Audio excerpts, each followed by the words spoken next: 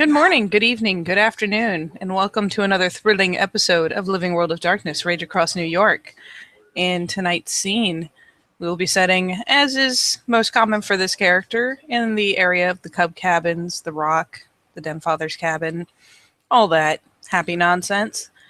And in the evening, Maeve will be departing the warmth and the light of her cabin, just heading out the door.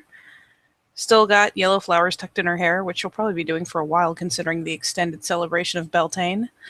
And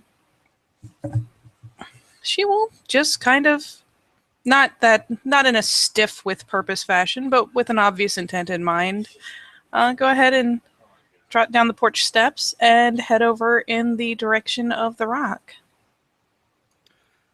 As she's heading towards the Rock, she can see Garrett. He's got a brand new little compact mirror that he bought recently.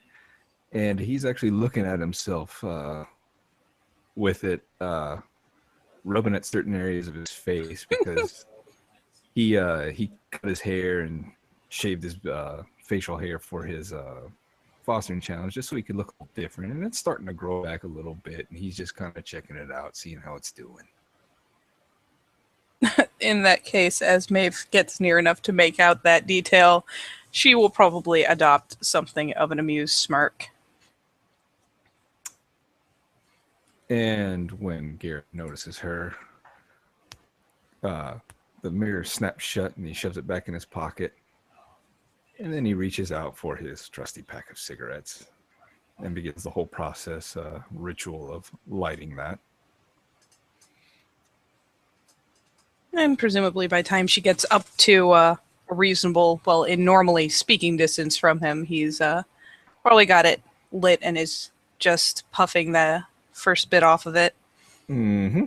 And while she will loft her hand briefly in greeting, she obviously isn't going to call out. Garrett will motion at the area around him, just as like a feel free. And she'll, pretty prompt-like, just kind of pick up a hand. She's got her fingers closed around something or another. And set it out, curled fingers down, as though she means to drop something in his hand. Obviously, he will have to put out a hand to receive it. He quirks a little brow, and then he will place his right hand out, palm up. And she'll smile a bit, open her fingers, and drop a charm into his palm with a cord and a small stone set in its center. Looking, well, there we go.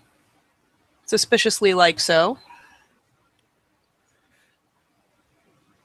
Now, correct me if I'm wrong on an OOC level. You showed this to him once before when it was in progress, right? Mm-hmm.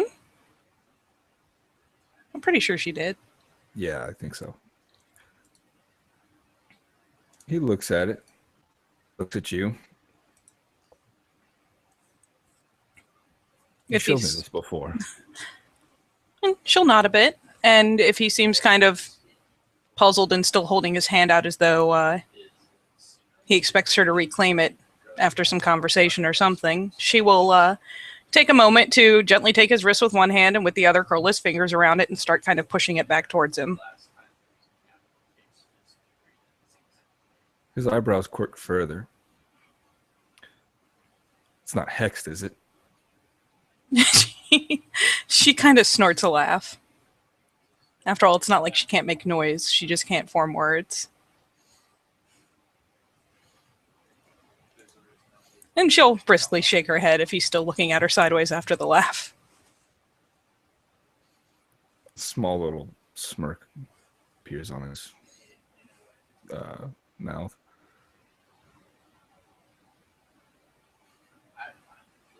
Well, thank you.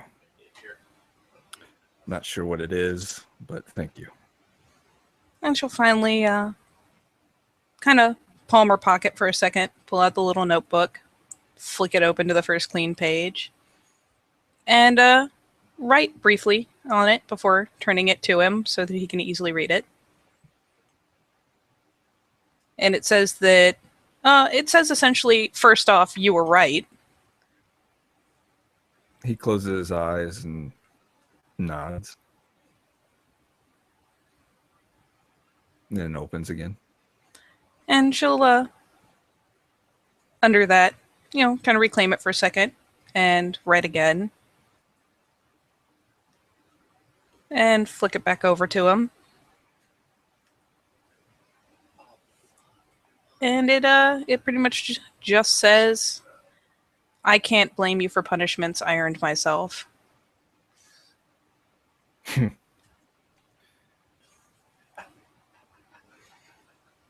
Yeah.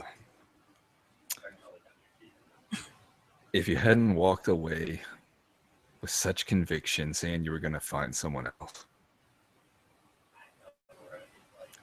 I had to say something, Maeve. She kind of twists her lips into kind of a wry little smile and then flicks the page over. They're not very big pages. And just quickly jots down before turning it to him, I didn't have shit. And her smile kind of grows a bit.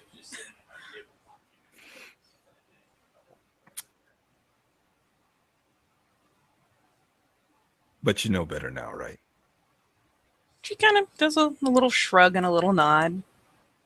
The resigned combo there. Good. We have a problem whenever I have to tell someone twice. She quirks a brow. Still looking a little sly, but...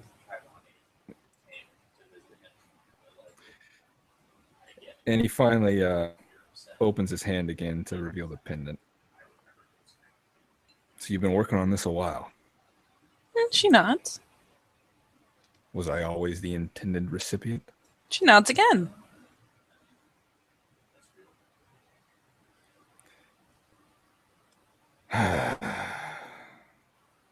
He sighs, and he's still got a little bit of a smile on his face. He's not completely stoic. And it has like a rope around it. Yeah, the cord's already on there. Got a little clasp, all that good stuff. He takes the clasp by both hands, and he goes to put it around his neck, but then he stops and looks at you. Is there a spirit in it? She kind of puffs out a little bit of a laugh and shakes her head again.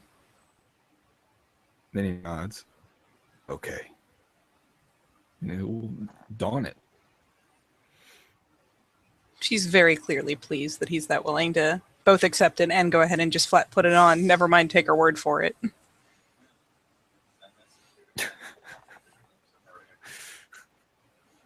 All things considered. And she'll, once he's got it on, and she will, by the way, be a little impressed. Most men fumble with little necklace clasps pretty hard. So, very smooth. He's cool as a cucumber. He is. And so she'll jot a last little bit on there and turn it about. And actually this time she'll hand it over to him because it's a little bit longer. And it's a lot easier to read things when they're in your own hand. And it basically just says, I meant to do more with it. I wanted to work with Lily on the rock and have it blessed by your patron, quote marks. But in the end, this is easier and means just as much, maybe more to you than something with the spirit in it. Maybe we can talk spirits and such when you're a Cleath. She kind of wrinkles her nose and finally just kind of pulls up her hand and does that whole like look at the back of your wrist like checking a watch and then shrugs. Yeah, it's only a matter of time. I know. But for now, this will do. I appreciate it. She'll nod a bit. She'll reclaim her notebook if it hasn't already been passed back. Oh yeah, he every time he gives it a quick read and hands it back. And she'll go ahead and kind of flick it shut for the moment, shove it back in her pocket.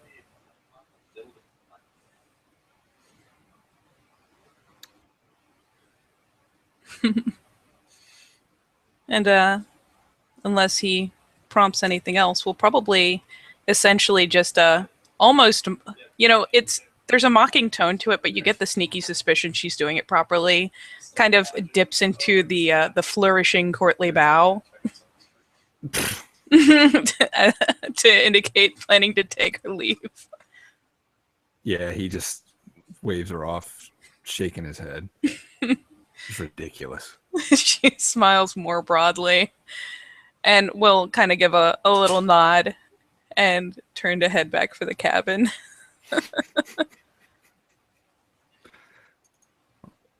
He, when she leaves, he looks down and he takes the pennant in his hand one more time, looking at it. And he gets a slight grin again and lets it go and just shakes his head. Takes another long drag.